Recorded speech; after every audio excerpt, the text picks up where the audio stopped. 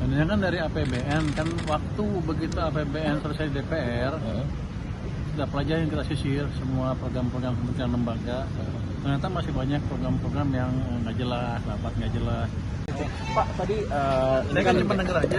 iya, tapi kan terkait ini aja sih Pak, sampai akhir tahun ini kan penerimaan pajak masih rendah gitu. Nah, Bapak bagaimana memastikan strateginya apa sih Pak kira-kira untuk memastikan defisit ini kan agak melebar dari 2,78 seperti outlook laporan semester gitu. Kita kendalikan di bawah 3%, jadi kita nggak akan melanggar undang-undang. Udah kita monitor terus hampir setiap hari kalau di Kemenku.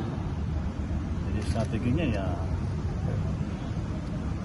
pengendalian pengeluaran udah dilakukan, udah cukup lama sih. Tinggal kita lihat, kalau nggak salah masih ada yang mengembalikan anggaran ke kita. Dengan belum nggak bisa belanja, itu ada beberapa yang nggak bisa belanja ya. Kita lihat, harusnya sih masih aman ya buat 3%. Berapa nilainya Pak kalau boleh tahu yang sudah dikembalikan? Wah, saya lupa yang terakhir masih belum dijumlah semua. Kemarin ada yang bilang ada yang balikin 1. Sebelumnya kan ada 3,5, ada lagi yang balik. Udah naik 4,5, cuman ada lagi yang balikin yang kita belum rekapitulasi, belum dijumlahin semua totalnya. Berapa KL tuh Pak kalau mungkin? Pak, saya begini, setiap tahun tuh nggak pernah ada yang 100% islam. Kita asumsikan awal 99% islam, itu pun nanti akan ada yang balik lagi. Jadi mungkin ada yang di bawah itu nanti. Pak, soal biaya pemulihan bencana Pak 51T itu kan kemarin udah disebutin Pak sama PU dan sama BNPB juga Pak. Itu nanti dari mana ya Pak dananya Pak? Dananya kan dari APBN, kan waktu begitu APBN selesai di DPR, kita pelajarin, kita sisir semua program-program kementerian lembaga. Ternyata masih banyak program-program yang nggak jelas, rapat nggak jelas. Udah kita sisir semuanya. Even sebelum bencana udah kita kumpulkan 60T dari situ. Jadi siap-siap mau dieksekusi apa enggak. Jadi begitu dibutuhkan 60T yang disebutkan oleh Pak Presiden, ya kita udah siap. Itu 60T itu berarti dari 2024 Pak? Apa 2025? Yang 2026 untuk rehabilitasi kan. Kalau yang tahun ini kan ada BNPB kan udah ngajuin 1,6 dan masih ada 1,3, nggak tahu dia mau ngajuin lagi. Mereka juga sebelumnya punya berapa ratus miliar, jadi masih cukup. Terus tahun 2026 juga untuk daerah-daerah kena bencana akan ada relaksasi yang dananya ke daerah yang kita potong itu, kita longgarkan supaya mereka bisa bangun. Berarti Jadi nggak ada masalah untuk daerah untuk kementerian atau lembaga 51 udah ada yang mengajukan nggak selain BNPB untuk pemulihan? kan kalau bencana BNPB. Tadi kan Pak Mentan ngomong untuk pemulihan sawah yang terdampak bencana butuh 300 sampai 400 miliar. Ini bakal Nah, dianggarkan saya nggak dari tahu lewat BNPB apa lewat sendiri, harusnya sih lewat BNPB juga karena hitungan anggarannya kan kalau bencana kan semuanya satu pintu kan. Nah, saya sih cuma juru bayar. Pak 51 berarti tahun depan kemungkinan Pak 51T itu Pak. 60 kita siapin. 60 disiapin. Kenapa Anda Di 26 berarti Pak. Di 26 berarti Pak. 2026. Yang tahun ini udah ada semua. Jadi kan yang besar nanti rehabilitasi kan. Pas pembangunan besar-besaran itu kan sekarang kalau dibangun juga masih hujan, masih banjir. Itu kira-kira. Tapi ya dananya siap. Pak, kemarin lapor soal bea cukai sama pajak ke Presiden, apa Pak yang dilaporkan Pak? Kapan? Di rapat di Hambalang Pak. Apakah ini Pak yang kemarin gebuk-gebuk bea cukai Pak? Kok tahu? Apa aja yang dilaporin Pak? Kan nggak ada orang di sana dalam wartawan. Kan ada Pak dari Seskap Pak. Dia yang bocorin. Kita Dia yang tahu. bocorin. Oke, kalau gitu kan. Jadi gimana Pak? Gimana, Apa aja yang dilaporin Pak soal bea cukai? Nah, kita lapor untuk bea cukai ada kemajuan dari sisi IT dan kita laporkan juga di beberapa pelabuhan kita pasang scanner baru di Tanjung Priok 8 bertambah sampai 9. Di tempat lain juga akan kita penuhi.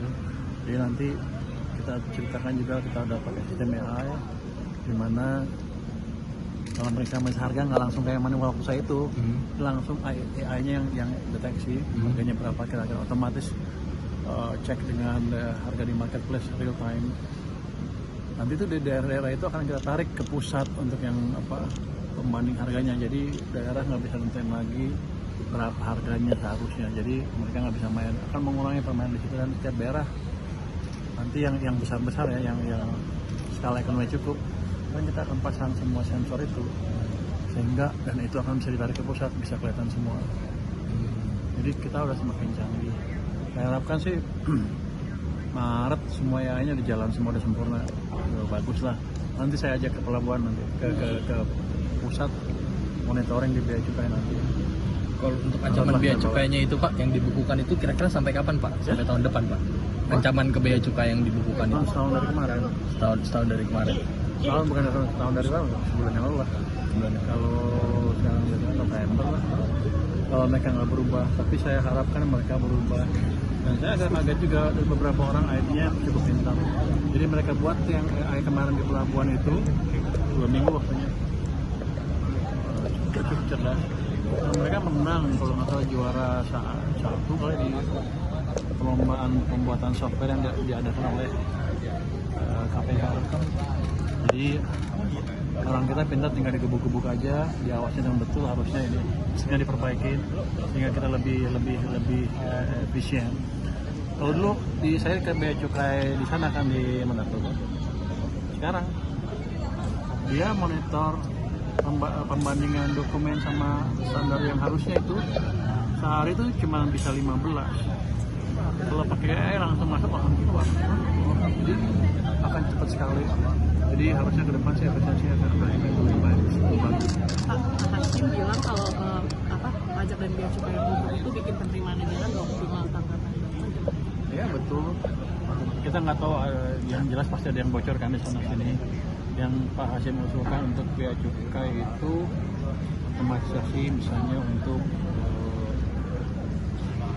monitoring produksi.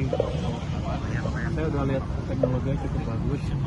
Mungkin hanya terserahkan tinggal masalah distribusi harganya bukan malam dan murah dikit lah.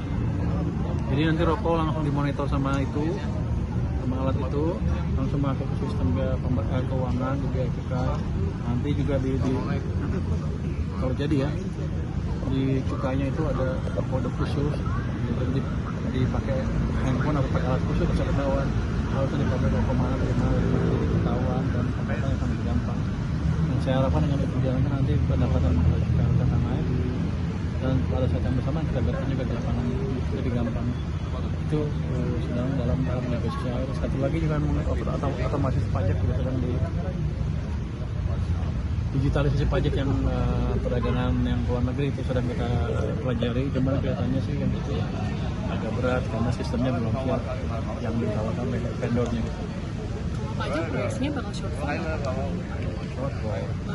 Tapi mungkin bakal melebar gitu Pak. Dengan bakal melebar nggak Pak kira-kira? Maksudnya kan nggak sampai data Oktober aja kan, akhir Oktober APBN kita lalu itu kan 30. Nggak ada effort itu untuk 2 bulan terakhir ya. Jadi nggak melebar, ya lebar tapi nggak melebar lebih parah. Jadi shortfall jangka berapa? Makanya karena masih gerak.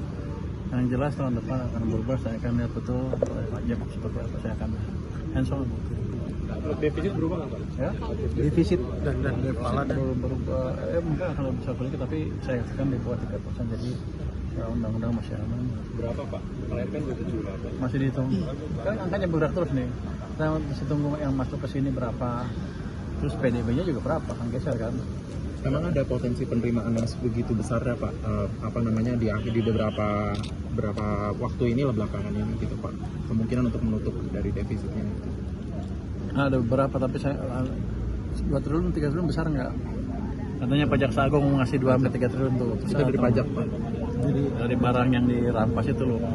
Terus yang satuan PKH itu. Itu jadi kan Memuaskan pajak Pak. Oh, bea cukai yang PNBP. Yang untuk saya kan yang penting uangnya cukup. Defisit kan sama aja saat itu. Itu lebih dari 278. Saya nggak tahu, saya akan cek lagi. Ini kan masih bergerak angkanya. Jadi kelihatannya sih tekanannya cukup besar, tapi kita jaga di level yang aman. Tapi belum tahu akan melebar dari 278. Belum. Oke. Pak, kalau kalau yang tarif batu bara itu sudah sampai itu kapan Pak kira-kira? Apakah akan langsung kapan kira-kira ditarget? Januari. Langsung berlaku Januari Pak. Januari berlaku. Itu tetap yang 1,1 sampai 1% sampai 5% itu Pak. Iya, Anda keberatan? Enggak. Saya bukan pelaku batu bara. Yang bener lu. Lu pertanyaan pesanan. Enggak Pak. Tapi kita targetnya kan clear berapa triliun harus dicapai kira-kira gitu. Jadi kita balik ke status yang awal tadi, jangan sampai kita mensubsidi industri batu bara. Oke, itu berarti sama-sama sama emas sama-sama berlaku 1 Januari 2026 gitu Pak. Seingat saya 1 Januari deh. Ya kayaknya. Ada komoditas lain juga nggak sih Pak yang dibidik untuk nanti dikenakan bea keluar? Anda usulan mana? Ada nggak Pak saya tanya nih? Belum sampai sekarang sih. Tapi kalau anda suruh, saya hitung. Ya nanti ada yang udah dia dipertimbangkan belum Pak? HE, lagi di HE akan keluar aturannya dalam waktu dekat. Itu akan udah tahu semua kan kalau itu kan dari Januari udah akan efektif Januari. Soal DHE nggak tahu Pak, nggak takut Pak jadi sentralisasi ke Bank Himbara jadinya gitu Pak. Ini kan jadi sentralisasi industri keuangan. Yang pertama adalah kita betul-betul bisa mengendalikan devisanya. Kan selama ini impactnya hampir zero kalau anda lihat kan, di cadangan devisa. Kita kalau ikut terus itu langkah yang sama dan berdoa hasilnya nol terus. Jadi kita rubah kebijakannya untuk melihat seberapa efektif kebijakan itu. Saya pikir sih ya ini yang terbaik.